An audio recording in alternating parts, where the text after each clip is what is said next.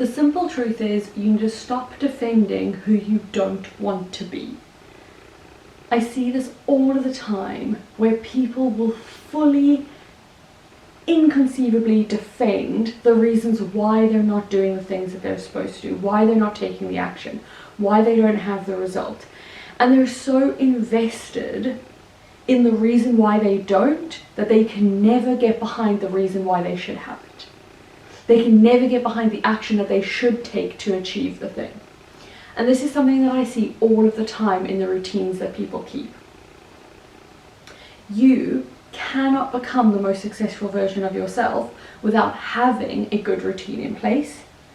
And in theory, you know what that means. In theory, you understand what a routine should be. But in practice, you do not implement what it will take to actually get the result that you want. Now, you might not know this, but 95% of the world's population will live a mediocre life that they are not happy with. But they feel like that is the best that they can achieve.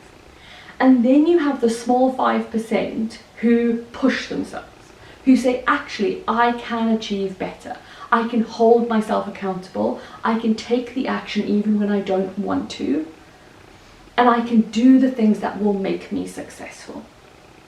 Now, I'm not saying that your routine has to be super rigid or super strict or just contain things that you absolutely hate doing. That's not the point.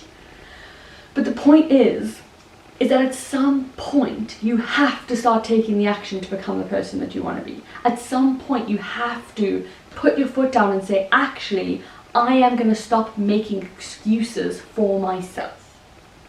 I am going to stop making excuses as to why I haven't yet done what I said I would. I'm going to stop making excuses, and I'm actually going to hold myself accountable and responsible and say, I am not being the best version of myself. I am not showing up in the most authentic way. I am not taking the action that I am capable of.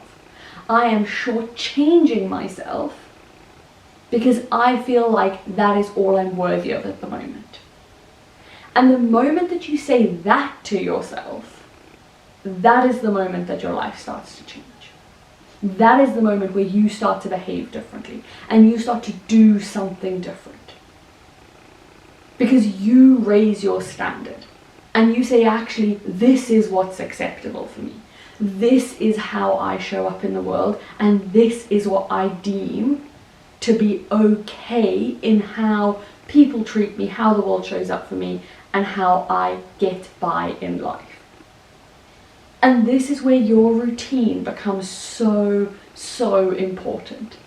Because you can set up that first 60 minutes of your day, and it can set you up for such a good day, for such a good week, for such a good month, for such a good year, and for a life that is way better than mediocre. Now, a lot of people have asked me, how did I get to the age of 33 and own a 4-bedroom house, mortgage-free, be completely debt-free, have nothing on finance, run my business in a country that is not the UK or Europe, and live a balanced, happy, successful life? And the honest truth is, with work. I didn't just sit back and say, this is what I want, and then just expect it to arrive. I lined myself up with the opportunities. I looked at actually, what will it take? What do I have to do to become the person who can hold this success? What do I have to do to show up for my clients, to show up for myself, to show up for my family, to be the person who can hold these results? And then I went on the journey to become that person. And this is what I want you to understand, is your routine is the starting point of you changing your life. Because what you do when you say to yourself, I'm going to wake up at X time and I'm going to do these 6 activities, and then you follow through and you actually do those activities, you are reprogramming your brain to say, I can trust myself. When I say I'm going to get something done, I get it done. And this is something that is really important with a routine. Is not only are you doing the actual routine activities, but you are retraining your whole consciousness around how well you can trust yourself. Because at the moment, I can guarantee you that you have said, oh, I'm going to cut down on sugar, I'm going to stop scrolling through social media, I'm going to eat more fruit and veg, I'm going to exercise more, I'm going to fill in the blank for yourself. You have promised yourself so many times, so many things, and not followed through on them. And all you have done over a period of years, decades, is reinforce the fact that you cannot be trusted. So in your subconscious, when you say, I'm going to do this thing to change my life, your subconscious is already saying, I know I'm going to be let down. And you are letting yourself down. You know that it's true. And it's harsh, but it has to be said. This idea that we'll wait till January, we'll wait till the new year, we'll wait till the next Monday, we'll wait till the first of the month, we'll wait till whenever the time is. It's such a cop-out. It's such a cop-out. And you need to call yourself out on the bullshit. You need to say, actually, this is not who I am. This is not how I show up in the world. And actually, you have to actively choose to become the 5%. Now, this is really hard because everyone around you is most likely going to be the 95%. Everyone around you is most likely going to be letting themselves down, is most likely saying that that is acceptable behavior. So when you start to shift and you start to make promises to yourself and you start to keep them, people around you will start to behave differently. And that you need to be okay with. You need to sit down before you start the process and say, I am okay with that. When you're waking up earlier to do your routine, people will think you're crazy. When you're staying up a bit later to get that piece of work done, people will think you're crazy. But then when you get the result that you want, people will look at you in absolute awe and ask you, how did you do it? There's not some big secret. There's not some magic formula or silver bullet or crazy thing that you don't know. You know exactly what you need to do, but you're not doing it. And this is the shift. So I want to talk to you about routines. I want to talk to you about how you actually shift into a routine that is supportive. And we're going to do two things. One, I'm going to tell you about my routine, the 6 things that I do every single day, and how I do them and how they shift and ebb and flow depending on what is going on in my life. And then I'm going to tell you how you can start building your own routine. How you can start making this thing work for you in your own life. Because it's so vitally important that you have a routine in place. So, let's jump into what my routine actually looks like every day. First things first, my routine normally takes me about an hour, and I will give myself an hour and 10 minutes because I need to sort Millie out when I wake up. So Millie is my Labrador pup. If you don't know, where have you been? She comes first always. So in the morning I will wake up, and the very first thing that I do, which is not a specific part of my routine, it's just something I like to do to look after myself, is I will drink a full 600 ml bottle of water. So I will grab my water from next to my bed and I will head to the kitchen, and in the kitchen I will feed the dog and I will let her out for a wee. And while I'm going through that process, I will be drinking my water. It's in a nice straw sippy cup, so it makes it really easy to drink it quite quickly. And the reason I do this is to rehydrate my body. You've just come out of sleep, you've just come out of fast, your body needs to be rehydrated. This is one of the easiest ways to get rid of that really tired, sluggish feeling and really kind of wake yourself up and energize yourself into the day. So that is the first thing that I do. That normally takes me about 10 minutes to feed Millie, get her outside, let her have a wee, bring her back in, get her settled again, and then I can start my own morning routine. So I will have all of my stuff set up in our spare bedroom, and the reason that I go into another room is because my husband will still be sleeping at this point, so the curtains will be closed, it'll be dark, and it makes it really hard to actually do my routine. I set aside 10-minute time slots for each of the activities that I do in the morning, and this is my own personal preference. They can be 10 minutes, 5 minutes, 15 minutes, whatever you want, and you don't have to do 6 activities. You can do 3 or 4 or 10, it can be whatever. But the key thing is that you pick the things that make you feel good and make your day start in the best possible way. So the very first thing that I like to do is read. 10 minutes, something super motivational. I will grab, whatever book I'm busy currently reading, and I will read about a chapter, depending on how long they are, in the first 10 minutes of my morning. This is to just give my brain time to kind of re-energize into the morning, and it really sort of shifts me into a positive way of thinking. All of the books that I read are always based on self-development, on growth, on some sort of innovation, creation, and so that kind of sets me up for that really good way of kind of showing up in the day. So that is the first part of the routine. The second part is that I go into a meditation.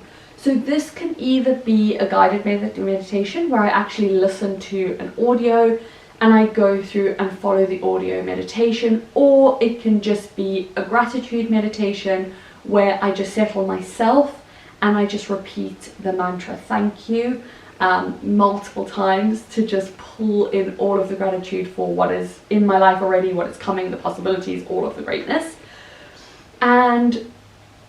Or if I don't want to do an actual guided meditation or a mantra meditation, I will sometimes just do breath work. So I'll just settle into my body, do some deep breathing, and just feel how I feel on the day and what is going on. So depending on what this looks like, depending on if I'm picking a guided meditation or not, I will meditate for anywhere between kind of 5 and 20 minutes. And that will be very flexible depending on what I've actually got planned for the day. So if I've got a really slow morning where I've got loads of time for development and to just enjoy myself, then a 20-minute meditation is absolutely luxurious and I love it. But if I'm in a bit more of a rush, I've got to meet somebody or be somewhere or do something specific, then a 5-minute meditation still shifts my vibration, still shifts my energy, still gets me kind of showing up in the way that I want to, but it doesn't take up too much time.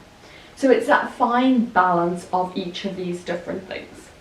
So once I've done my reading and I've done my meditation, I will then jump into my affirmations. So I have a list of I am statements, and they will be a list that I will alter and rewrite every month, 6 weeks or so, and I will literally say them until they completely vibrate into who I am as a person and I wholeheartedly believe them. And the real trick for me when I do mantras or affirmations is I have to read them out loud. They don't work for me when I just say them in my head, and I have to read them in a mirror. So in my spare room, I've got a big mirror and I stand in front of the mirror and I literally read the affirmations to myself, looking myself in the eyes, smiling, just really feeling how excited I am about these things being true in my life.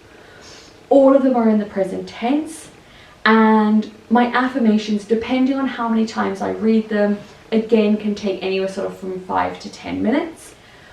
Some mornings I will just read them twice is my minimum, and other mornings I might read them 4 or 5 times because I really just need to settle into that energy a bit more depending on what's going on. So it's a really kind of nice way to start. So reading, meditation, affirmations, I am statements, and then I will go into my visualization. So I have got a 3-page visualization in my journal, and that is literally the life that I'm busy building.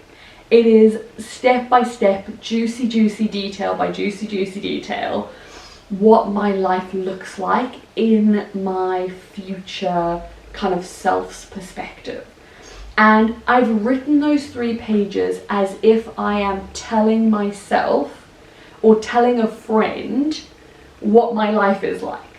Like, I'm so grateful that I've got this space is amazing, this, you know, entity or program or, you know, thing that I'm doing is just like remarkable, this achievement that I've achieved like has blown my mind. And every single one, I can literally feel myself getting excited already just thinking about it.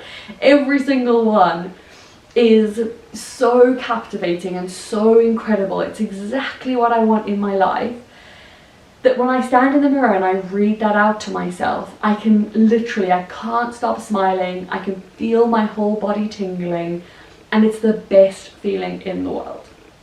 So again, I do that in front of the mirror. I do that looking at myself because it engages so much better for me when I read it out loud and I can actually see myself and see the excitement building as I read it. So that is my kind of next piece of the puzzle. So I have done some reading, I've done a meditation, I've done my affirmation statements, I've done my vision, and then I go into actual journaling. So I journal about my gratitude, about, you know, any thoughts that are coming up, any ideas that are channeling, any new programs that I think I want to run, literally just anything that is coming through. And sometimes when I'm doing my journaling, I will throw in a card pull, or I will sit in like meditation and like get a guided message. But it is very much like a minimum of 2 pages in my journal where I just like brain dump everything that's coming through from all of the goodness that's happened. And some days that'll be super easy and there'll be loads coming through, and I'll think of new offers and I'll think of new things that I want to put out into the world. And other days it'll just be really chilled. It'll be a list of things I'm grateful for, and, you know, not much will come through. But that is the beauty of this, is because I'm doing it every single day, there doesn't have to be any pressure. There doesn't have to be like, oh, this one time that I do a morning routine, I need it to fix my life. It just gets to be so juicy and fun and relaxing and just wonderful because there's no pressure on it being a certain way. So up until this point, I've just been sitting in the spare room. I've been going through each of these different elements, and the final piece for me is always to move my body. Now, this can look like a multitude of different things. So either I might stay in the bedroom and I might do some sort of like quick fire exercises. At the moment I'm busy doing 100 sit-ups a day, so I'll do those, and then I'll potentially move into some yoga, or depending on what's happening, if it's nice weather, myself and my husband might head down to the beach and take Millie down for a run or a walk, depending on how we're feeling. So there's always an ability to add in some movement. Now obviously if I'm taking the dog down to the beach, then my routine grows by like an hour because we'll be down there for ages. If I'm not, then I will just do at least 10 minutes of movement. So what you can see is your routine gets to be as flexible as you want. It doesn't have to be a rigid thing like, oh, I have to do each of these things for this amount of time. But it needs to kind of be fluid and flow, and it needs to suit who you are as a person. It needs to suit the way that you run your life and the way that you show up. Because if it doesn't suit those 2 things, you're not going to carry on doing it. So when you first start building a routine, it's really important that you start quite slowly and you say, okay, actually, what are the core 3 things that I want to start with that'll really change the game for me? And then you start there and you dedicate that you will do those things every single day. And you've got to give yourself like a fair amount of time. Like your life's not going to change overnight, like in one morning routine. You need to give yourself time to go through this. So I want to get into talking about how you actually start your own routine, how you build your own routine, and what that actually looks like for you. Because there's a lot of things that could potentially go wrong as you do this. There's a lot of things that are easy fixes that I found out the hard way, and I want to help you not have to go the hard route. A quick thing that I want to tell you before we continue is, if you know all of the things that I'm talking about in this video, if you're sitting here going, yep, I know all of this, I know all of this, I know all of this, and you always have a good intention but you never actually follow through, I have something really, really exciting for you, and it is literally in the comments below this video. The Healthy Habit Hub is starting on the 7th of November, and we are going to build over 6 weeks a 60-minute routine that is unfathomable, unstoppable, absolutely fucking incredible, and I'm only taking 15 women in the program. So if you want to be part of it, click on the link below and message me and we can talk about whether you're right for the program. So getting back to the reasons why, or like the way that you can start your routine in the best possible way to get an outcome for you. So first things first, stop defending the shit that you don't want to do. Stop defending the person you don't want to be. Stop defending you not taking the action. You're not too tired, you don't have too many things on, like there is a million excuses under the sun.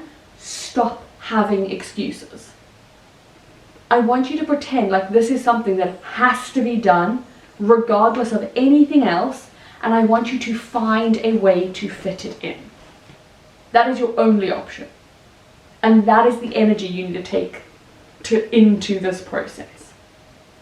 So, once you stop defending, we can then get into the actual things that will make this easier for you. First things first, set your alarm. Put it on the other side of the room. The key thing that you want to do is get out of bed as quickly as possible.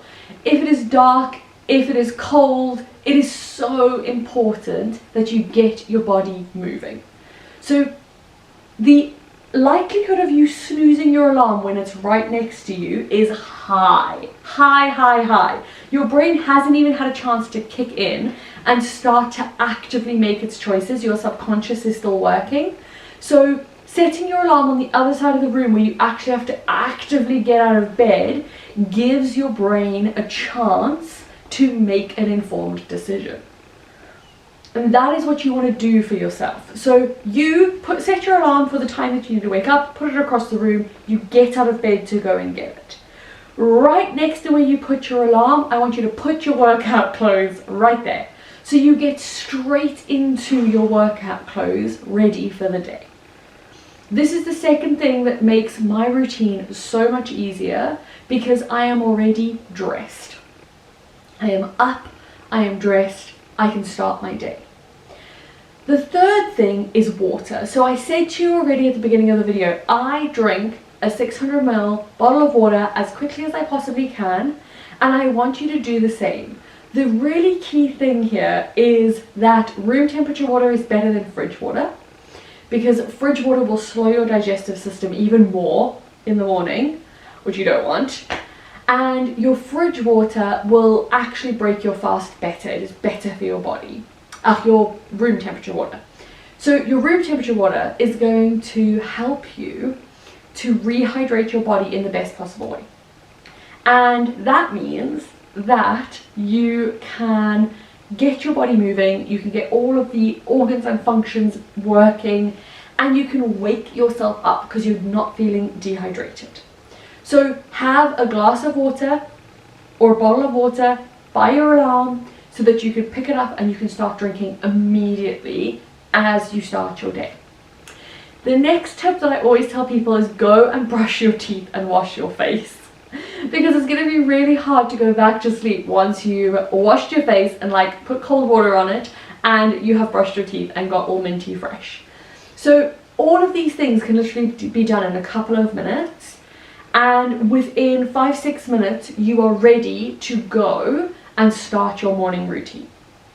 The really key thing is to have it all set up the night before. So in my spare room, I will have my journal, I will have my affirmation list, I will have my book that I'm busy currently reading. I normally have a second bottle of water in there because I will have finished my first one by the time I get there, and I want to continue to hydrate. But everything will be set up. My cards will be there in case I want to pull, my journal, everything. So I'm not running around trying to find things, I'm not looking for things. My yoga mat is out and ready to go if I want to do yoga. Everything is set up, so life is really easy.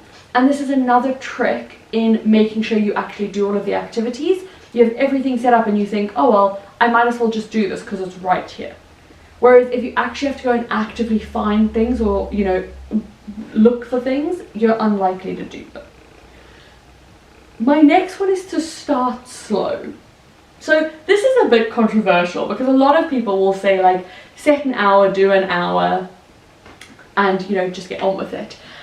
People will say that you have to wake up like stupidly early, like 5 a.m. to make this work. I don't believe in any of that.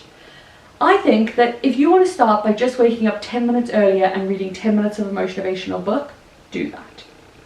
Do that for a couple of weeks and then add in the next piece. So in my case, meditation.